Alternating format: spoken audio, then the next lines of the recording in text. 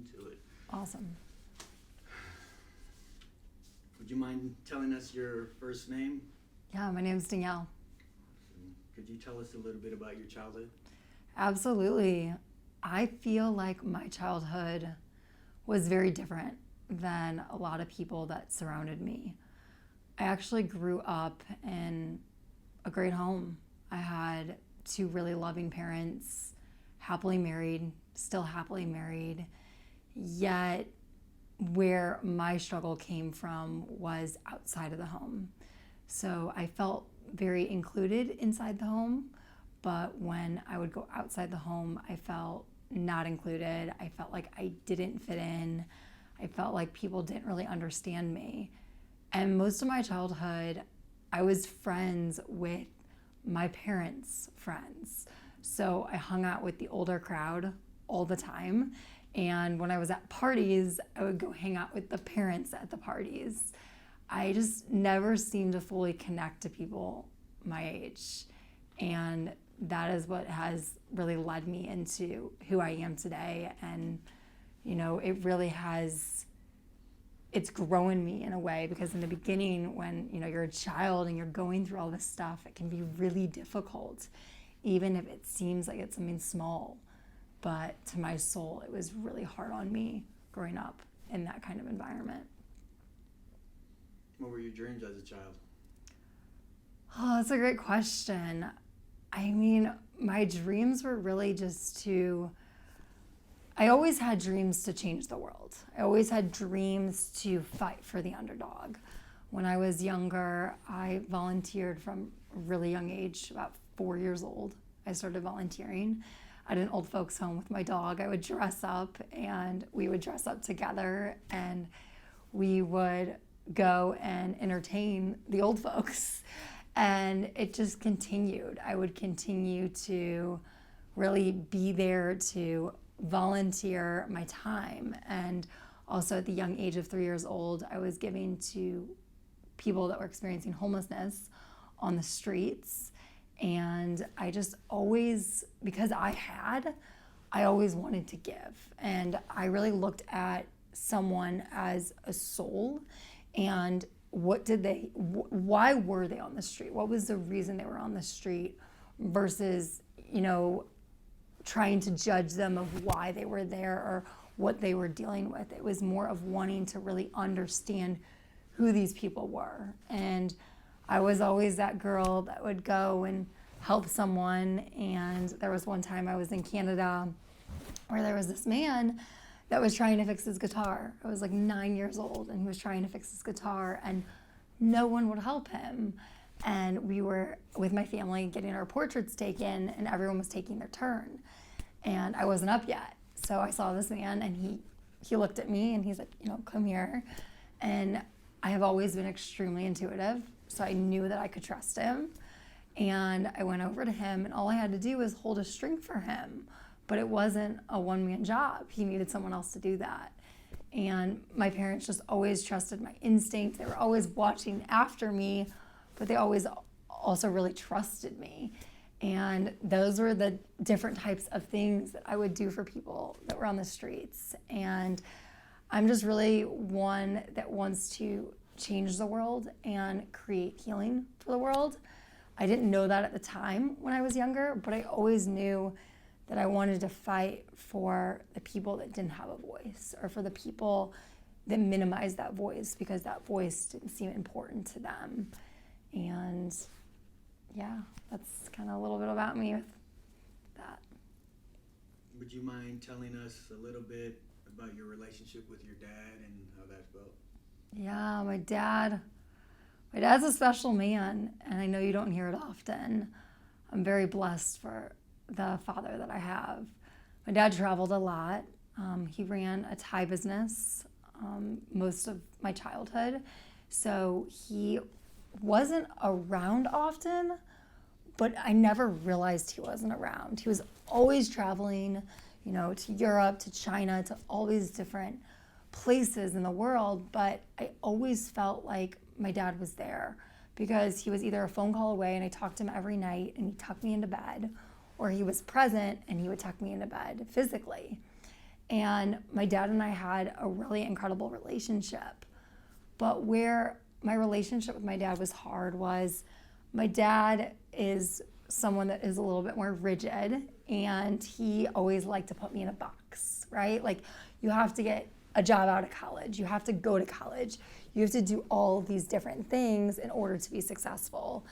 And I don't think I realized it at the time, but I think as I've grown up, there were a lot of things that my dad would try to instill in me that I necessarily didn't believe in, but my soul knew that. But at the time, I didn't have a voice to speak for that. And I realized as I got older that there were a lot of things that were ingrained in me that weren't my beliefs. And so I've been able to really overcome that. I've had conversations with my dad about it. My dad is extremely supportive of where I am in my life and where I'm headed. But it definitely was something that I didn't realize it at the time, but really did end up affecting me of how he tried to put me in a box.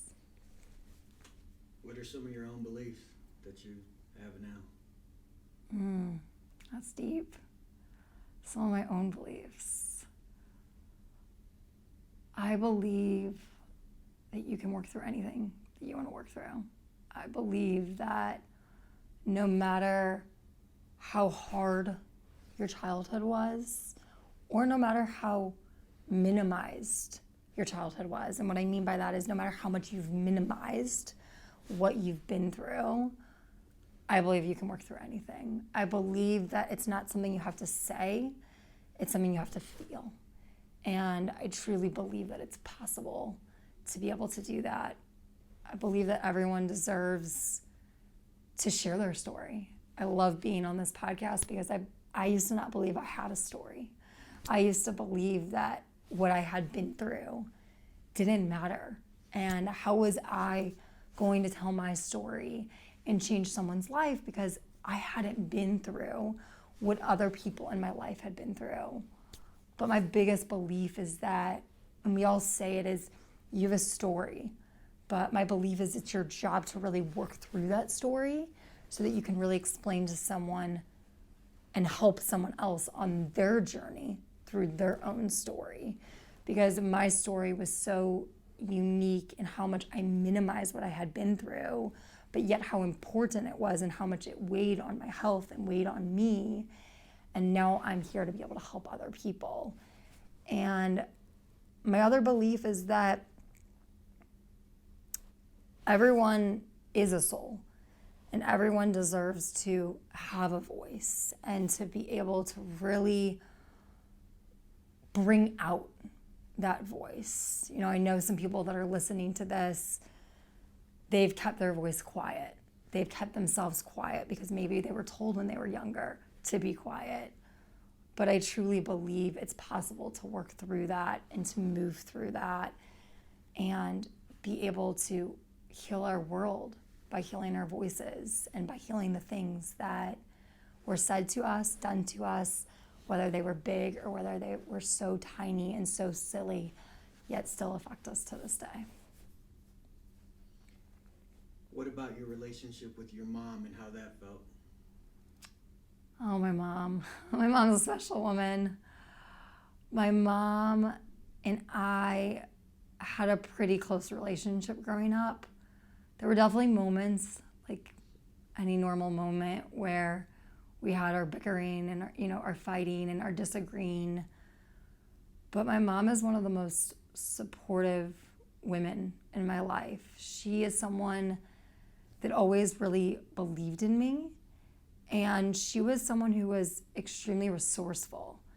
She wasn't willing to not find answers for the things that my sister and I were dealing with.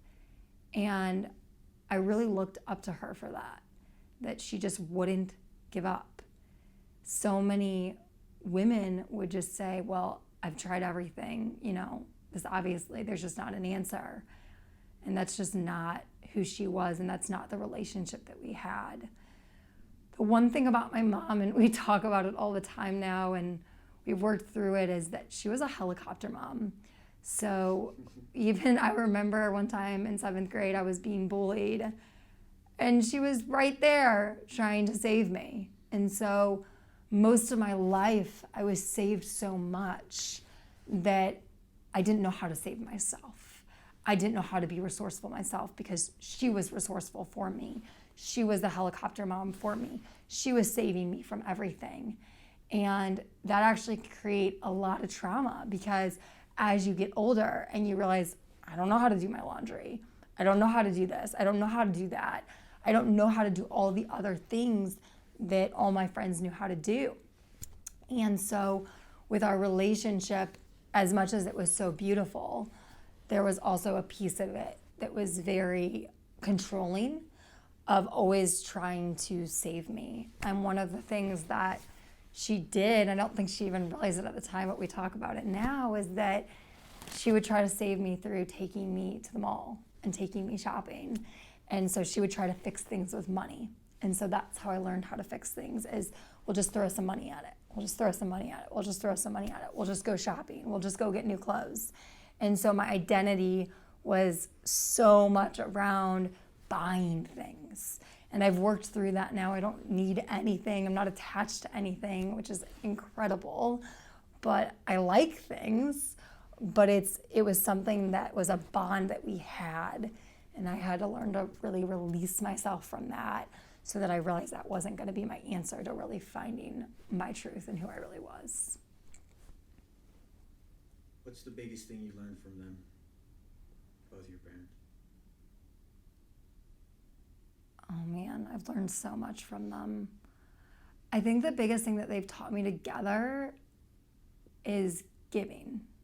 My parents, as much as I did grow up in an affluent home, my parents gave so much. So I always saw that even though we made, we always gave. And as much as I had, I was always giving to the next person. And that was something that they brought from, the day I was born. I feel like that is something that has just been so ingrained in me, is to always look to give. Yes, I learned to give with money, but also to give time and to give to people that that can benefit from what you have. Could you tell us about your first love, and it's whatever you associate as your first love, person, place, thing, hobby, etc., and how that felt?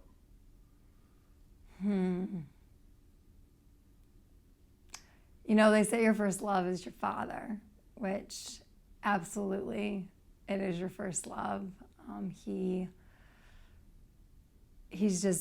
was everything to me. He really, truly was my hero growing up. And I felt like with my first love that he was somebody that I looked up to, not just in how he provided for our family was huge for me, but also with how he respected me and also how he was there for me.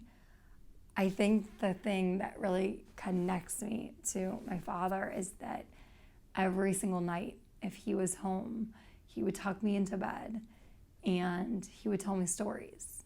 We would either read the chicken soup book.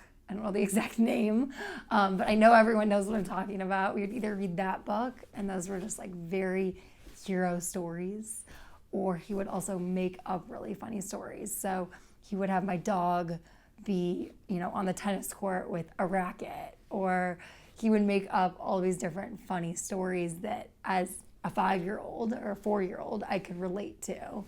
And it was something that was a bond that we created that has changed, my whole perspective on my life.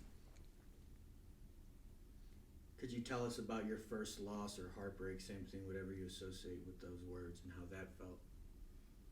Yeah, this one's deep, but hey, that's what we're here for. I lost my mom's best friend when I was 15 years old. She was murdered. And it didn't just lose her, I lost my best friend in the process because I didn't know how to handle my best friend at the time. I think that I was kind of a little bit more judgmental. She wanted to get tattoos. I wanted to protect her mom and what her mom would have wanted for her. So I kind of came in as, right, that hero, that helicopter to be able to control her. And, I think there was a piece of that's why I lost her. But I think there was also a piece that her mom was my second mom. So I found out after she passed away that, and my parents, I cannot think of the word right now, but when someone dies, she was the one that was going to take me if my parents were both to die.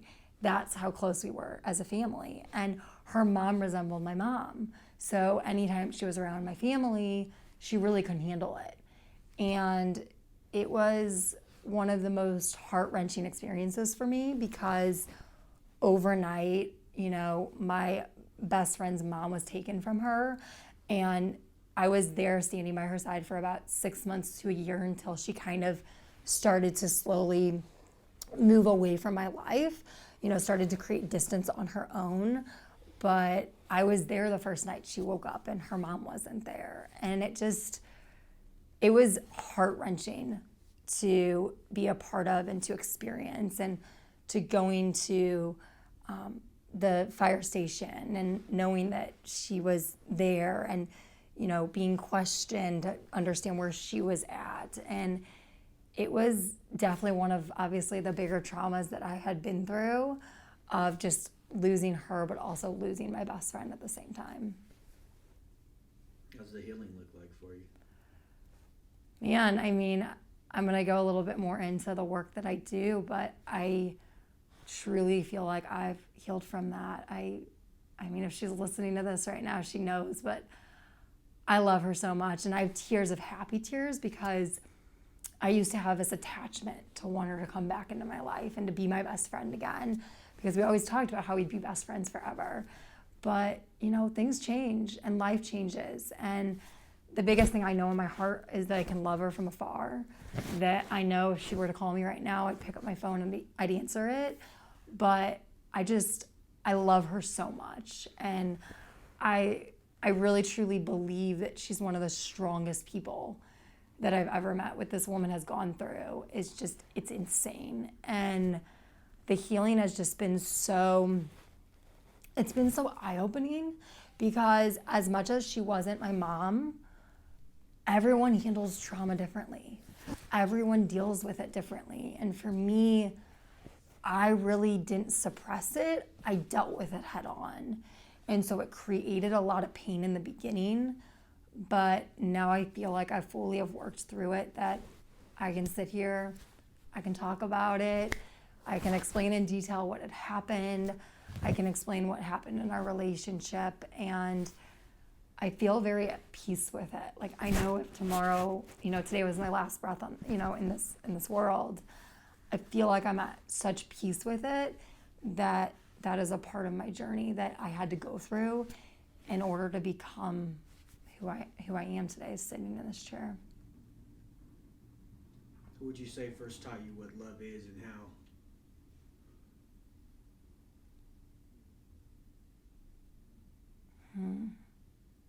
Who was the first person that taught me what love is?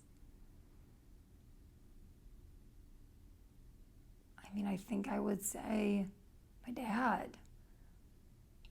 But again, I think that love looks so different to everyone, right? Based on what kind of love they had in their life. Depends on how they view love, but I viewed love as unconditional. I viewed love as you can trust anyone, which is kind of dangerous. But I always wanted to just trust everyone. I believed that the world was such a good place and that everyone in it was good. And my dad taught me that, no, you shouldn't talk to strangers, right? Like, he was always looking out for me, always wanting what was best for me. But he taught me love is time. My dad would always make sure to spend time with me, spend quality time with me, to build our bond and to build our relationship. And that's how I view love, is time, is energy, is, not just giving someone, obviously when I was younger, money also meant love to me too. but it's not just giving money, right? Materialistic items. It's also giving your precious time and being able to look someone in the eye and being able to be there for somebody and to listen to somebody of what they're needing to say. How do you define love specifically for you? How does it look like to you now versus to what it was then? Before, it looked like money. A lot of it was money. A lot of it was materialistic. I grew up that with also my grandma. She's now passed, but I didn't realize it at the time, but she was one that really instilled that in me of like giving so much. And it was all about what you had, right? That was love to me. Like, what can I give to somebody? But also, my soul knew that love was so much deeper. And so love also, when I was younger, was giving my time, right? Sitting on the streets with people that were experiencing homelessness and getting their stories, kind of just like what you're doing with me. I would sit and I would record stories with people that were experiencing homelessness to really understand who are they and why are they on the street? Did they choose this life? Some people do. You know, what led them there? But love to me now is, it's time. It's also really, to me, it's family. Family is so important to me. My kids are so important to me. My husband's so important to me. Really just giving, it's so simple. But I feel like love can be simple. I feel like there's a piece that's very complicated, which we don't have to go into, but I feel like there's also a piece that's very simple. And that if you can just show someone that time, if you can just give someone that affection, obviously as your partner, and then obviously even a stranger, to be able to look them in the eye and to be like, you matter. You might not see it, but I see it. And that's one of my gifts, is to really see people for their love inside of them. How does that love feel?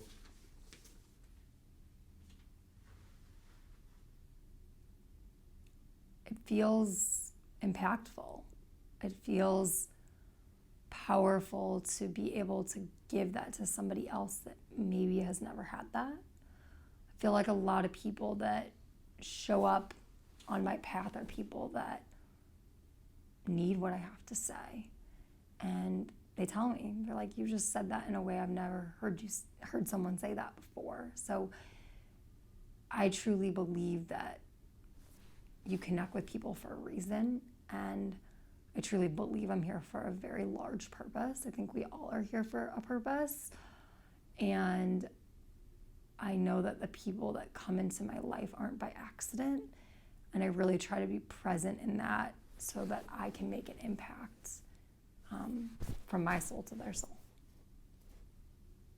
What's a good day look like for you?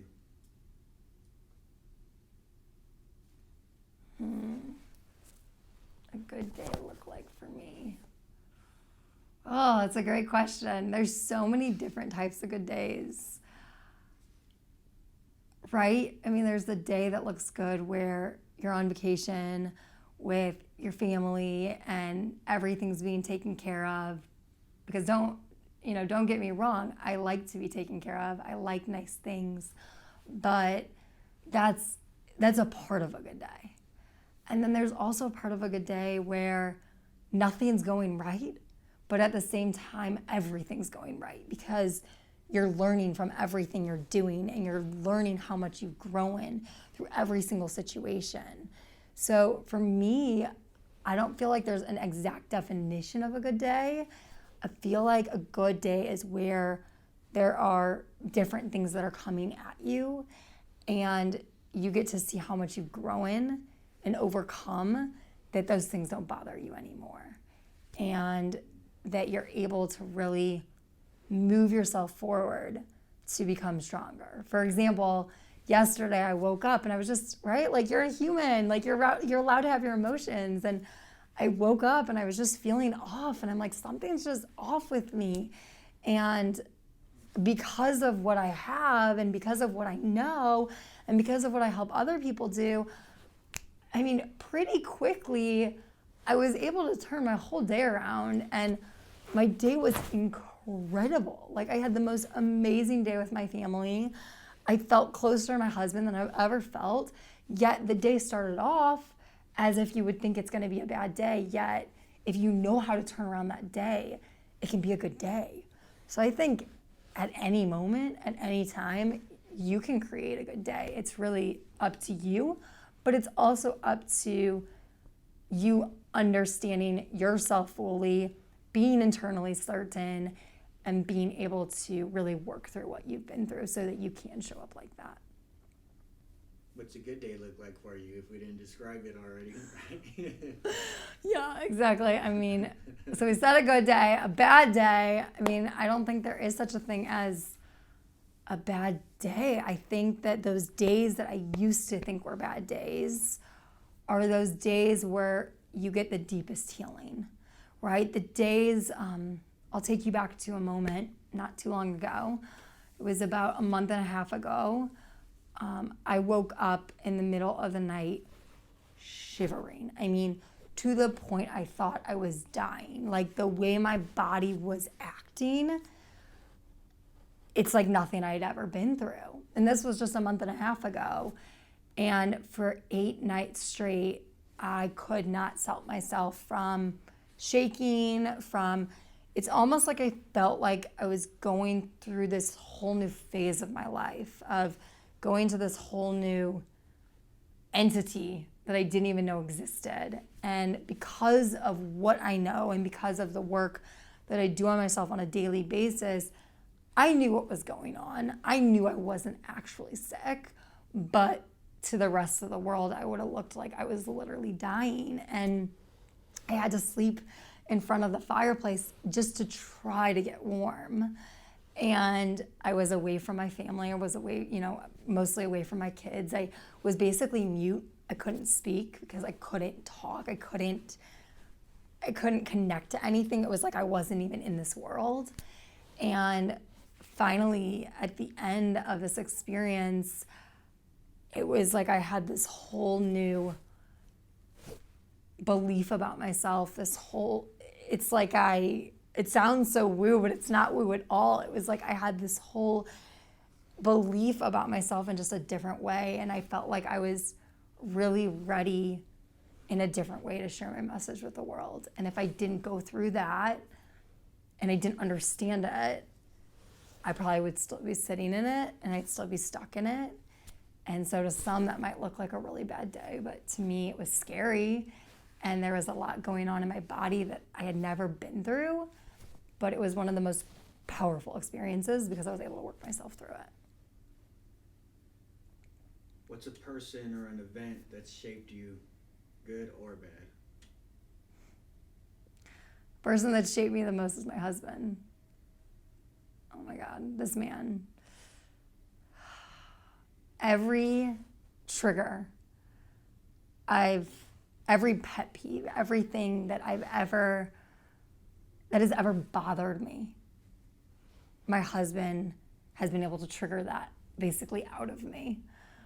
We are literally, from the surface, yes, people think we're cute together and, we look good together, but I think a lot of people with our personalities, I don't know if they fully see it sometimes, but the way that my husband and I are able to interact with each other is, I truly believe he was brought into my life to be one of my mentors. I've had so many mentors in my life, and so many people say you should never be coached by your husband. It's, that's a sticky path. But for some reason with our relationship, it works so well. And it's vice versa. Just as much as he's given to me, I've been able to do the same for him. And we were raised so differently that we see the world so differently. But who this man is someone that is just so free, that is willing to try anything. And that's who I was born in this world to be. But through my bullying and through the things I had been through, I put myself in this box to fit in. And my husband has been there to take me out of this box and to really step back into like who I was actually born to be. And yeah, I mean, our journey has not been easy, to say the least, but it's not been a normal relationship. It's not been an easy relationship. It's probably been one of the hardest things I've ever worked on, but it has been the thing that has shaped me the most in my life. What inspires you? What inspires me? Stories. People's stories. Working people through their stories. Showing people that there is no too big of a trauma or too silly of a trauma to work through. I truly believe that.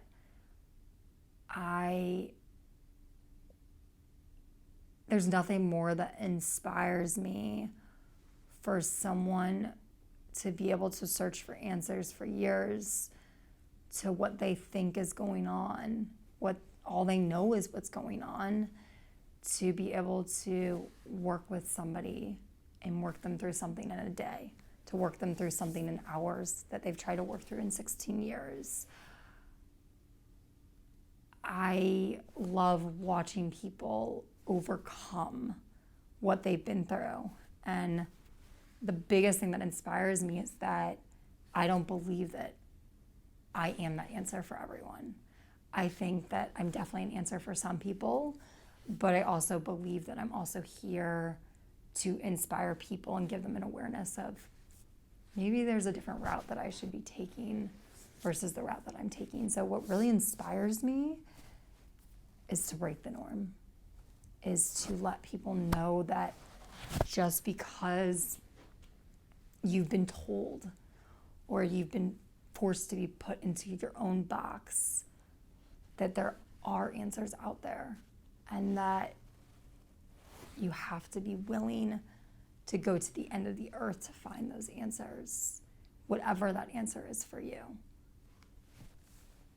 I don't know, there's so much I could talk about on this, but I think the biggest thing that really inspires me is seeing someone fully work through what they've been through and then seeing them on the other side of that and what they're gonna do with their life because of that. Because if they don't work through it, they're not gonna be able to make their impact. So that's really what truly inspires me. What's been a humbling experience for you? Oh man.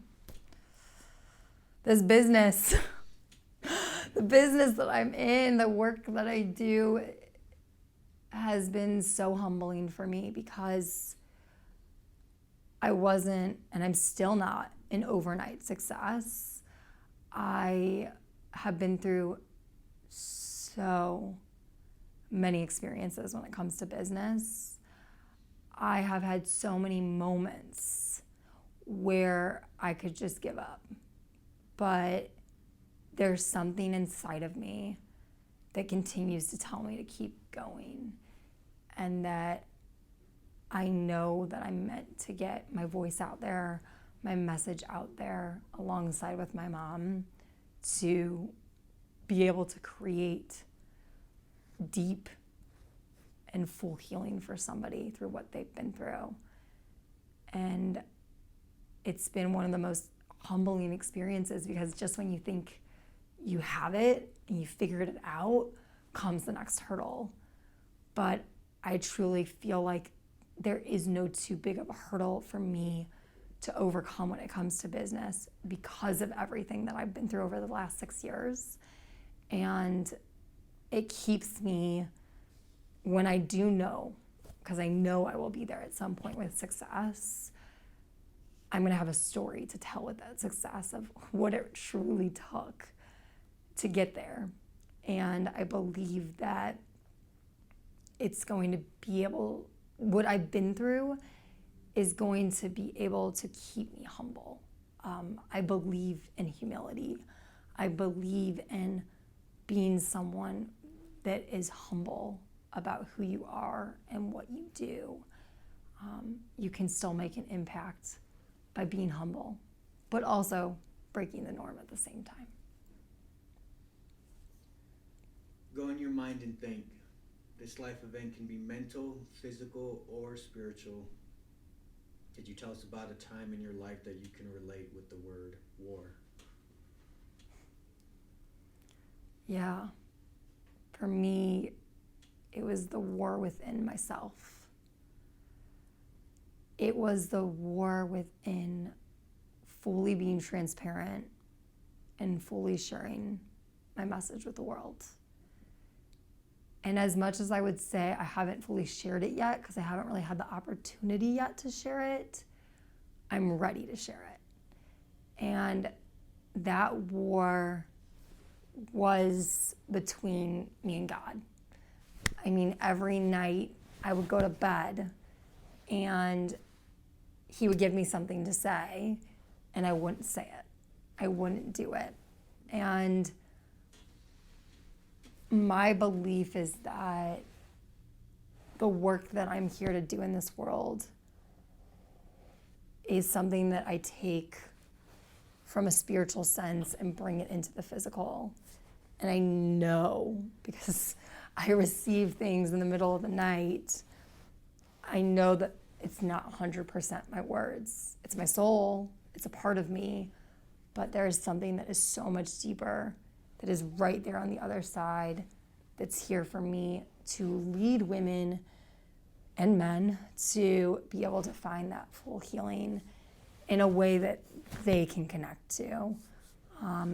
Being someone that was really in the medical world and someone that didn't fully connect because I didn't have those gifts to connect to the spiritual world, I felt like I'm able to bring something that's right in the middle for people that can't get over here, doesn't connect over here, but what is their answer and what's in the middle for them? Same type of question.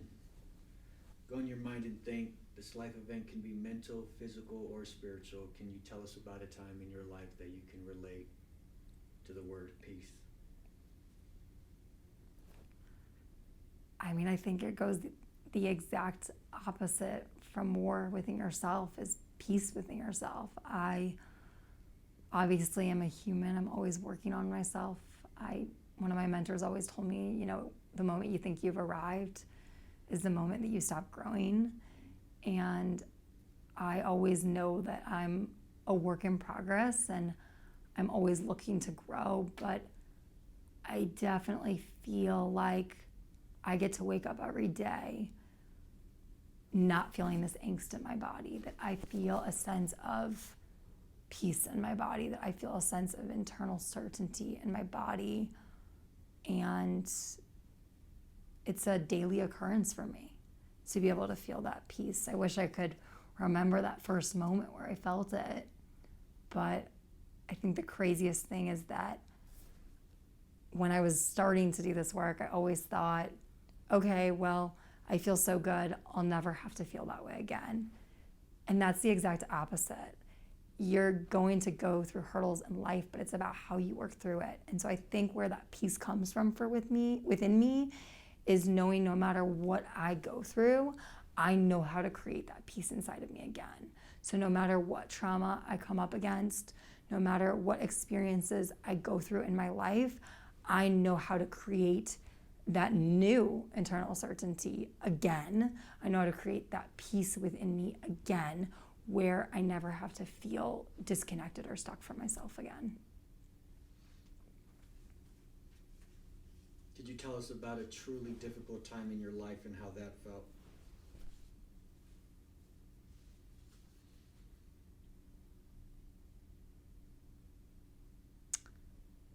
I think I would say more recently. I mean, I've gone through a lot when I was a child when it came to bullying, which I think is something so important to talk about and how much that really does affect you. We call it the year from hell, which was 7th grade for me. And that was a huge time in my life where I really didn't have anyone. I had my family, which I was so grateful for because some people don't even have that. But I didn't really have anyone at school that I could really talk to or trust beside my teachers. So I would go and have lunch with my teachers. I would go and have lunch by myself. And that was really the year from hell for me. But I also believe it was something that really shaped who I was as a person. But I think the other thing that really was a hard experience for me was, I lost my train of thought. Where was that experience? I just had it. You had said, we're getting towards the back end of the questions. When we corresponded briefly, you had said if we were willing to talk about the deep things, the heavy things. So I want to give you the opportunity to open the floor to whatever comes to mind for you. I appreciate that. You know, within that. So.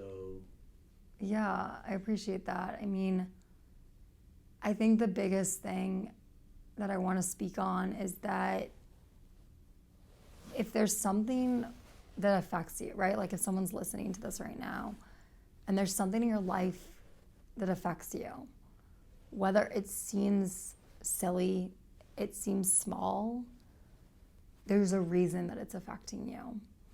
And I think the biggest thing that I really want to share is that it's not the trauma itself. I'm not saying the trauma didn't matter. I'm not saying that it doesn't matter with those big traumas that someone goes through. I went through a bigger trauma when I was younger, but it's about what happens in the body. It's about the physiological reaction of that experience, of that moment. And I feel like as a society,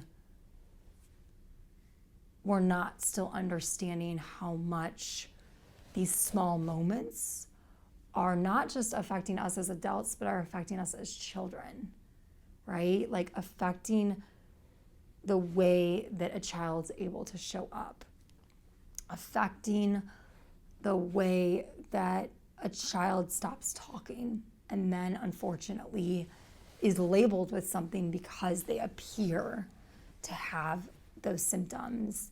They appear that that would be the right diagnosis for them. And it's crazy, I've never said this on camera, but I just really want people to start to wake up to that a label is only a label. It's not gonna fix the problem. It's not gonna solve the problem. We have to dig deeper into what's actually going on in someone's soul. And I wanna talk about a story that, has hit the internet. I don't know if you've heard about it, but the little boy, unfortunately, that committed suicide because of bullying. And it's something that has gone viral. And I feel like we're not getting to the depths of why is someone struggling so much that they feel like they have to commit suicide. And it's not to blame anyone, it's not to shame anyone, it's to have an open conversation about why aren't we getting to the root? Why are we saying we're getting to the root, but yet we're seeing so many people that aren't able to get to the root, aren't able to release themselves from that burden, from that pain, from that shame, from that regret, from that resentment. I mean, all these different emotions that we can talk about. But the biggest thing is that they're real. And as much as we're talking about it and we're gaining an awareness about it, we're still not fully working through it. And I really want to be a voice to let you know that it's never too early to prepare for motherhood. It's never too late to take back what you've experienced in motherhood, because it's real and it's deep And those feelings that we experience as moms, as dads, they're real, and we have to know how to handle them, and we have to know how to deal with them, and we have to know how to release our children from them so this doesn't continue to keep happening. And my biggest message is that I really believe that it's possible to be able to fully work through what a child's going through so that they can show up in that internal certainty to be able to work, a woman through what she's going through, to be able to show up in what she's going through. And my belief is that not everyone can go one route. There is no one answer, but it's about finding what answer is best for you. And we have to be more as a community to be able to support each other and to be able to, when we get triggered by something, to be able to say, what is going on inside of me that I'm showing up like that, right? And the more that we can do that with our children, the more we can do that with ourselves, I truly believe that we can heal the world. I truly believe that we can work people through what they've been through, no matter how horrific it is and no matter how silly it is. Because I used to believe I didn't have a story, and I minimized my story because I hadn't been through what other people have been through. And I know there are so many people listening to this that are gonna say, I feel the exact same. I mean, I even have people that come to me that say, well, I was raped, but people have been through worse.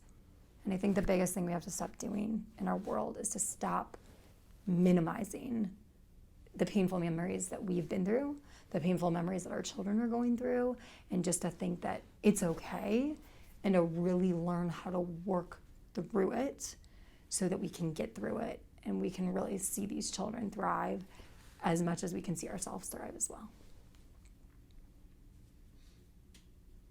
How does someone go into the soul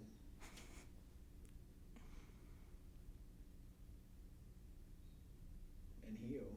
How does someone, how do you define that if we're talking about ways to heal? What is the way to go into the human soul and do that?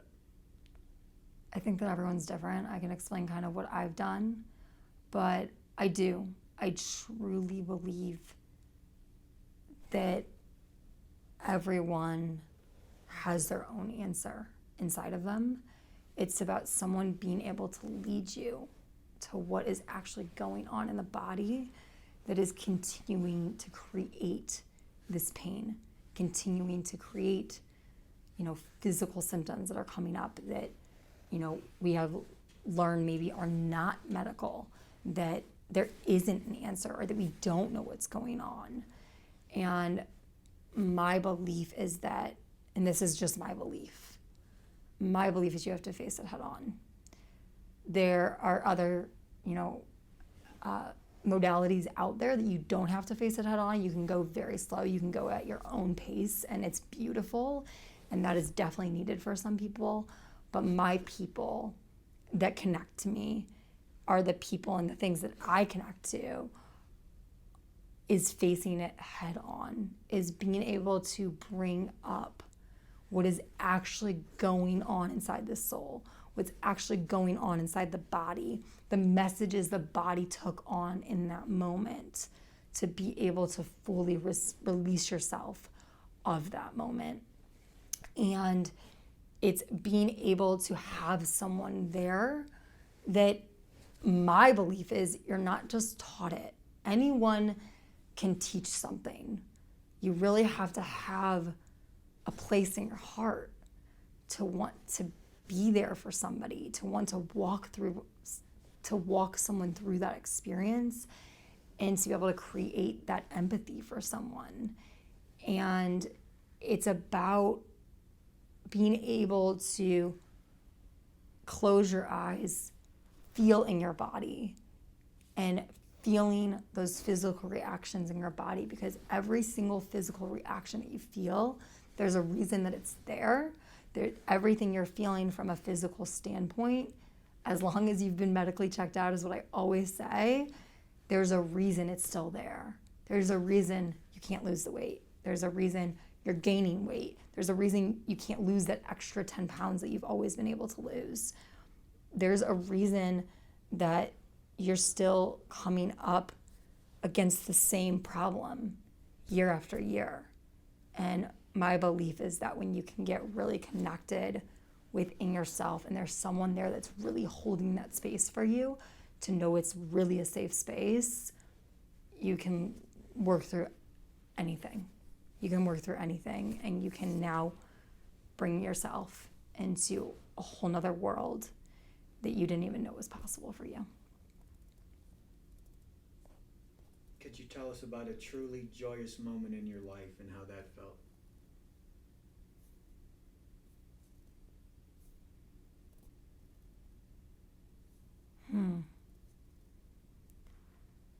It's funny, like I don't attach anymore to like those feelings. Like obviously I know there's moments where I feel happy and moments I feel joy. But like every moment to me, there's joy in it because one, I'm on this earth, which means I still get to share my message. And two is that I'm learning something in every moment. No matter how painful it is in that moment, I'm always getting to take away something from it, which is what actually creates joy in my life. I don't feel like there's a specific, like, right? Like so many people say like, oh, the moment that my sons were born or the moment that I got married, like those weren't my moments. Those were actually some of my harder moments. I'm very opposite of a lot of those experiences. I think a joyful moment, though, as I'm talking more about it, I would say is my husband and I went on a trip to Vietnam for our honeymoon, and we were with our photographer and videographer at the time, and he had just come in town, and we were having a meeting, and we were talking about, what is the reason that we're on this vacation? Why are we here? And we're like, we want to make a difference. We want to do something that's going to change the world. And we had no idea how we were going to do it, but an idea popped up into my mind that I've always wanted to go into a village, and I've always wanted to create something sustainable for different villages around the world to be able to have even half of what I had growing up, right? To be able to take care of their families, be able to take care of their environment. And I was having kind of a conversation with God is what I believe in, right? Like it can be your higher power. It can be whatever you believe in. That's something I think that's really powerful to know about me is I don't care what your beliefs are. I'm here to lead you to your belief, whatever that may be for you. I wanted to just put that in there. But I was having a conversation and I said, I want to help a village and I want to help somebody that has a dream that if it wasn't for us, they wouldn't unfortunately be able to do it. And the next night, my husband and my videographer went out and they met someone that said, there's this village in the middle of central Vietnam and they've never met Americans and they would absolutely love to meet you guys. And I just knew. I knew it was my sign. I knew it's where I was meant to be. And that Monday morning, we got on our motorcycles. We drove 4 hours to meet these kids. We ended up stopping along the way at a market to get them candy and to show up with all these different gifts. And when she was going around and explaining her village to us, in that moment, she said, I have a dream. And I just knew. I knew in that moment that that is where we were meant to be. And we ended up raising money and some of our own money to be able to build a school for these kids. And before they were in this classroom that was like 12 students behind the pig pen. And now they have this beautiful school where it went from about 12 students to 130 students. And she's able to fully volunteer teaching these kids how to write, how to speak English, so that they can have more opportunity. And that moment where I met her and realized that my dreams were coming true just as much as her dreams were coming true, I would say it was a really joyous moment for me. What keeps you up at night? I mean, I used to not sleep through the night, so that obviously was different than what keeps me up at night now. I say I sleep pretty soundly now, but if I'm up in the middle of the night, it's because I'm receiving messages that I need to share with the world. And those messages are that we still haven't fully gotten to the root of why people are not healed, why people haven't been able to work through what they've been through. And what keeps me up at night is, how do I share this message with this world? How do I share it in the most humbling way, but in a way where people are just going to start to understand, for whoever needs to see this message. I'm not for everyone, and I know that. But I also know I'm here for people that do need this message. And I just want people to realize that they can work through what they've been through. So I think what really keeps me up at night is sharing this message and how to get it out there in the quickest way possible, where people really start to understand differently why they haven't been able to overcome what they've been through. What keeps you going every day? Same thing. Same thing, as much as just I'm never gonna give up on people and on people that truly want to take a different route and want to have answers and want to make their own impact in the world.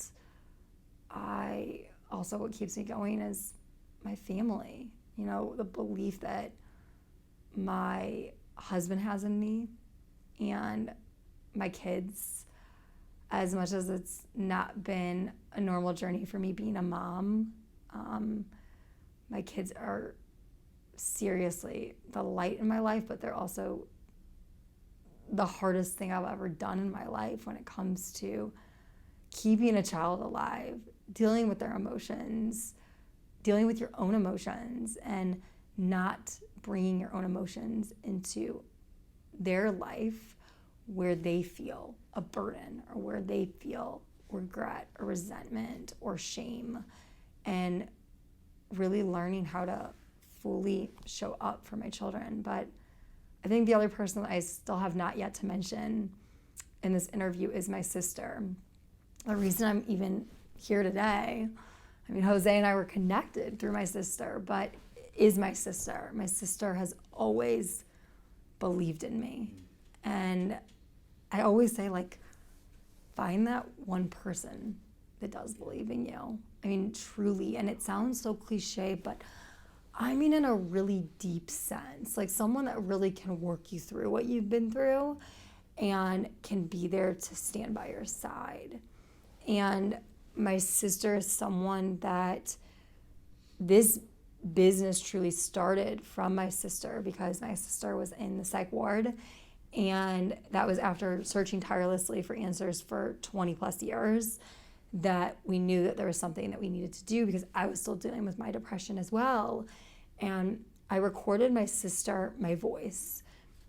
I didn't know what I was doing. I was just told from God, you need to record or something from your voice. And she truly believes that was the beginning of what saved her life, because I was able to get her so connected to her body again that she was able to start to heal from within. And she was the person that has always pushed me and said, you have to do this. You have to share this. I know you don't see it, but you're different and people need you. And just like you watching this, you're different. People need you too. And you just have to find that person that believes in you. I know for a fact I wouldn't be sitting here today. I wouldn't even be doing this business if it wasn't for my sister. Because as much as I've received these messages, it's not easy to receive these messages. It's not easy to be told that this is a part of your purpose and you have to share this deep message with the world, when truly what this is for me is a God-given gift. And that's not easy to share. But when there's someone behind you that sees you and is pushing you, it's a lot easier to start to share something and be able to really bring what's meant to come to this world and come to life was through her. Imagine you're in the hospital today with only hours to live. What would be your regrets, if any? Man, I mean, we've talked about it all, but it's it's crazy, like the story and the questions that you're asking me, because not too long ago, I don't think I was dying. I really don't believe I was dying. I think that I was going through healing from birth, but about 8 months ago, I was healing and I was rushed to the hospital because my soul was like, I want to get up. I'm ready to get up. Like I have a mission. I haven't put it out there yet. I need to get up. But my mind, which is funny because I would think it was my soul the opposite, but my mind was like, you need to sit back down. And God was like, you need to sit back down. And I was like forced to be down. And that is when I like fell very hard. And I ended up in the hospital just for like a day. Wasn't anything crazy, but I almost fainted. And in that moment, I felt like I felt like I was dying. And I had this, it was almost like I was being taken back through all of my memories in my life. And I was thinking to myself, like, what is your biggest regret? Like, what do you still regret?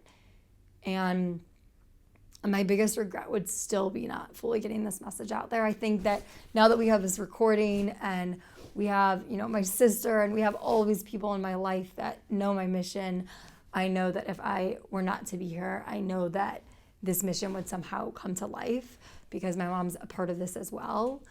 But I think that would be my biggest regret, is not doing more interviews like this, not sharing what I fully know, and getting to the people that I know that I really, in the most humbling way, I know that I can help. So you're alive and well. I'm alive and well. Do you feel that you can make peace with that, or change, or make amends, or move forward, and that will beyond a doubt not be a regret in your life? Yeah, I think when that happened, I think that I was able to work through that and make amends with that. That I don't believe anything happens by chance. I believe everything happens for a reason. I believe I'm in this room for a reason. I believe I met you for a reason. And I believe things also can change very quickly.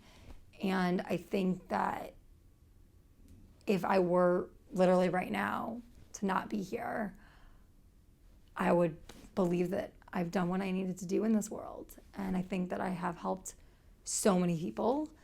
And I feel good about what I've done. But obviously I know that if I'm still sitting in this chair and I'm alive, that there's more that I'm meant to accomplish. What are your dreams now? Oh gosh. I got big dreams. I have huge dreams. The bigger the better. The bigger the better, right? People say if your dreams don't scare you, then what are you doing, right? My biggest dream is I have a few, but one is to be able to create a space, a home for people to come and be able to work through what they've been through. I don't think I could have said this even 6 months ago, a year ago, but I truly believe that I can work someone through something in a day, in a week. And I eventually want to create a home where people can come, whether they're coming with their families and they're coming to heal their relationships with their family. Maybe it's a mom and a daughter coming to heal her relationship with her daughter and the mom. Or, maybe it's one person coming to heal from everything that they've been through. I really want to create a safe space. My home growing up, my friends would always say, like, when I just go to your home with your mom's energy, I just feel so much better when I leave it. And I now want to create that space for other people. I had that growing up, and now I want to be able to create that for people that didn't have that. Or maybe they did, but they are still wanting that even more in their life. And I want to share my mom with the world. I want to share what we've learned and what we know for the people that need that. You're the co-author of your life story. What's your picture perfect ending? And it's not necessarily the end. It's just if it were a movie, a book. What do you envision? Oh, I envision a movie. I envision being one of the actresses in a film sharing this with the world, with the people that can stand by my side, that have even a larger voice than I have. People that believe in it and have used it for their own life and the transformation that it's created for them. I believe that it's something that I can leave to the rest of the world. So it's not just me, but it's me surrounded, me and my mom surrounded, my sister surrounded by a bunch of people that I don't believe I create that healing for people. I truly believe that they have that magic inside of them, and it's our job to bring that out of them and to be able to have all those people surrounding us in a movie, being able to work people through things in real time in a movie for people to see that it's possible for them. I feel like that would be such an incredible ending. And I think also having my husband and my kids alongside me in that movie, just the most real, authentic movie that people can relate to it and is professionally produced, but is something that can live on in other people's lives.